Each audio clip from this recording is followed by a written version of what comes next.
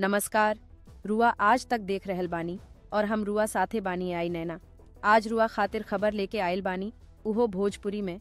तो आई खबर के शुरुआत कइल जाए। इजराइल और फिलिस्तीनी आतंकी संगठन हमास में लड़ाई के बीच अमेरिकी विदेश मंत्री एंटनी ब्लिंकन आजू इजराइल के तेल अवीव शहर पहुंच गिल बाडन। ब्लिंकन इजराइल के साथे अमेरिका के एकजुटता दिखावे खातिर मध्य पूर्व के दौरा करत बाड़े। एकरा बाद ब्लिंकन इजराइल के पीएम बेंजामिन नेतन्याहू से भेंट कइले। नेतन्याहू से मुलाकात के बाद भइल बैठक में ब्लिंकन कहले कि अब हमनी के एकजुट होके लड़ाई लड़ब अवूरी यहाँ से हमनी के कतहू नइखी जात। अमेरिका के विदेश सचिव के ई यात्रा फिलिस्तीनी हमास आतंकियन के हमला के बाद युद्ध के खत्म करे के कोशिश हुई। दोनों देश के नेता लोग के मुलाकात में अमेरिकी शीर्ष राजनयिक भी भाग ली है। अवूरी युद्ध के समाधान निकाले पर चर्चा हुई। हमास अवूरी इजराइल के बीच युद्ध में देश के गुटबा युद्ध के एगो विश्व युद्ध के रूप में बा। एह लड़ाई में अमेरिका आ ब्रिटेन समेत बहुते देश इजराइल का साथे बाड़े। दूसरा तरफ फिलिस्तीन के भी कई देशन के समर्थन मिल रहल बा। एह लड़ाई में 22 गो अरब देश फिलिस्तीन खातिर आवाज उठवले बाड़े। बीजिंग के विदेश मंत्रालय आजू कहलसी कि इजराइल आ फिलिस्तीनी आतंकवादी समूह हमास का बीच भिल झड़प में चीन के 3 गो नागरिकन के मौत हो गिल बा। विदेश मंत्रालय के प्रवक्ता वांग वेनबिन पत्रकारन से कहले कि हमरा लागता कि ये समय ए बात के पुष्टि हो गईल बा कि ये झड़प में दुर्भाग्य से चीन के 3 नागरिक के मौत हो गईल बा। बिहार के बक्सर जिला के रघुनाथपुर रेलवे स्टेशन के पास अचानक नॉर्थ ईस्ट एक्सप्रेस ट्रेन पटरी से उतर गई। कुछ ही देर में ट्रेन के 6 कोच पटरी से उतर गईले। दुर्घटना के बाद आक्रोश मच गई।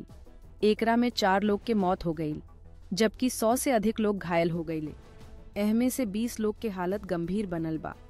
ट्रेन के गार्ड बतावले कि दुर्घटना कैसे भइल। बिहार के मुख्यमंत्री नीतीश कुमार मरे वाला लोग के परिवार के 4-4 लाख रुपया के अनुग्रह राशि देवे के घोषणा कइले।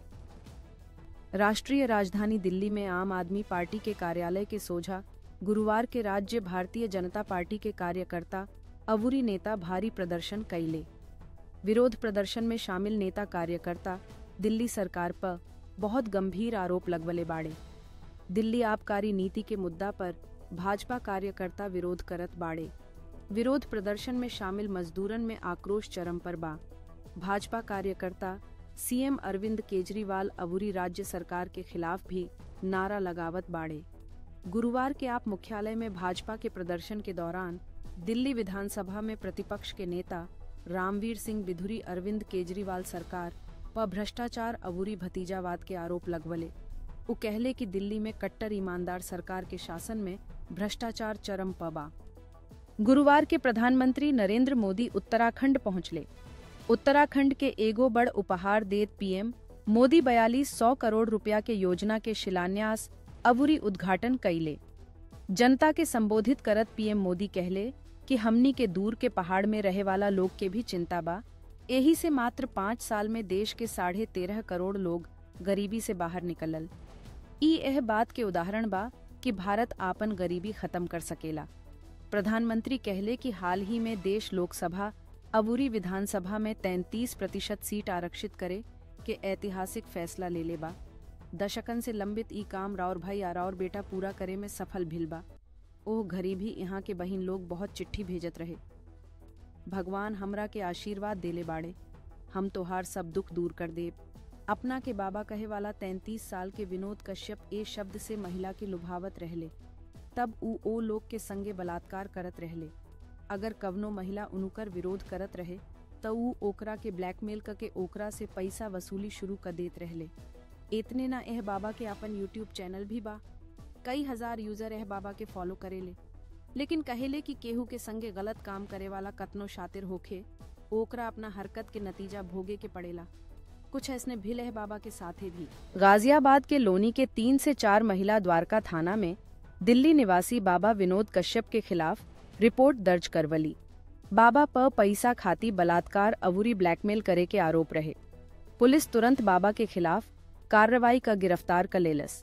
कोर्ट में पेश कइला के बाद उनुका के पुलिस रिमांड पर भेज दिहल गईल बा। मीडिया रिपोर्ट के मुताबिक बाबा माता मसानी चौकी दरबार के नाम पर आपन आश्रम चलावत रहले। ककरौला मोद निवासी एगो महिला पुलिस शिकायत देके आपन कष्ट बतावली। महिला बतवली कि वो अपना पति के संगे बाबा मसनी गईल रहली। उनकर घर में बहुत परेशानी चलत रहे। बाबा उनका के दुख से बचावे के बहाने उनका के अपना भरोसा में ले लिहले। एकरा बाद बाबा दीक्षा के नाम पर 5 लाख रुपया मंगले। महिला के मुताबिक वो इतना पैसा देवे से इनकार कर देले। एकरा बाद एक दिन फेरू बाबा के लगे गईले त बाबा प्रसाद के रूप में मादक दारू दे देले। बाबा ओकरा संगे दुष्कर्म कईले। अब वो पैसा खाती ब्लैकमेल करे शुरू कर देले बाड़े। तो ई भोजपुरी भाषा में आज के बड़का खबर रहे जवन सुर्खी बन गेल। हमनी के ई कंटेंट किसन लागल कमेंट करके जरूर बताई। काल ह फेरू हमनी के भोजपुरी भाषा में बड़ खबर लेके रुआ खातिर मौजूद रहम जा। फिर अपन ख्याल राखिए जा। तो ई भोजपुरी भाषा में आज के बड़का खबर रहे जवन सुर्खी बन गईल। हमनी के ई कंटेंट कैसन लागल कमेंट करके जरूर बताई। काल ह फेरू हमनी के भोजपुरी भाषा में बड़ खबर लेके रुआ खातिर मौजूद रहम जा। फिर अपन ख्याल राखिए जा।